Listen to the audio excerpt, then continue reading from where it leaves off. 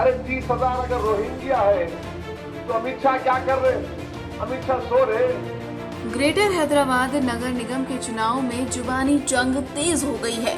AIMIM के मुखिया और हैदराबाद से सांसद असदुद्दीन ओवैसी ने भाजपा पर पलटवार किया है। उन्होंने कहा है कि अगर 30,000 रोहिंग्या आए हैं तो गृह मंत्री अमित शाह क्या सो रहे हैं? सोमवार की शाम अपने प्रत्याशी का प्रचार करते हुए तेजस्वी सूर्या के उस बयान का जवाब दिया जिसमें तेजस्वी ने उन पर रोहिंग्या मुसलमानों को हैदराबाद में जगह दिलाने का आरोप लगाया।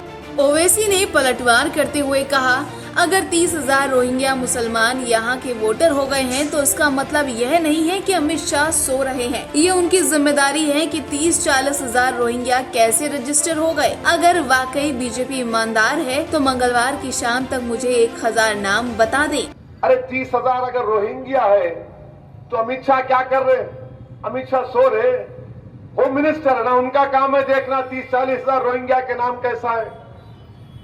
इलेक्ट्रोल लिस्ट क्या अहमद बलाला अपने दफ्तर में बनाए? बल्दिया में इलेक्ट्रोल लिस्ट हम बनाते हैं। अरे 40,000 अगर है बीजेपी वालों, तुम ईमानदार हो तो कल शाम तक 1,000 नाम बताओ रोहिंग्या के। That Akbaruddin and Asaduddin Owaisi are speaking about development. They did not let metro come inside old Hyderabad. They have not let any development come inside old Hyderabad.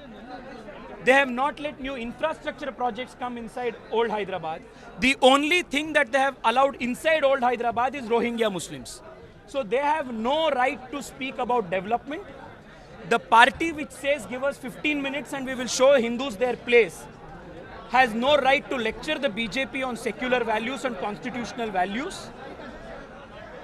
Every single vote to OIC is a vote against India and everything that India stands for.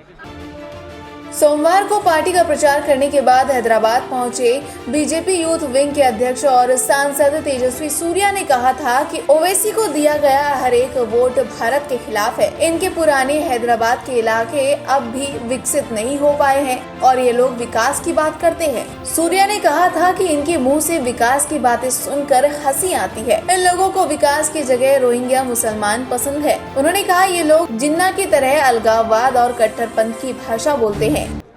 He speaks the language of rabid Islamism and separatism and extremism, which Muhammad Ali Jinnah was also speaking.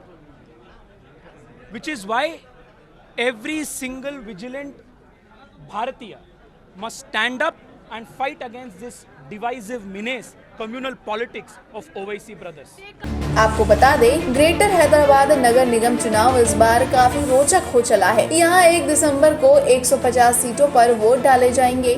जहाँ एक तरफ BJP अपना जनाधार बढ़ाना चाहती है तो वहीं TRS अपना वर्चस्व कायम रखना चाहती है। ओवैसी की पार्टी AIMIM विधानसभा चुनाव में TRS की मदद करती थी, लेकिन इस बार दोनों ही अलग अलग चुनाव लड़ रहे हैं।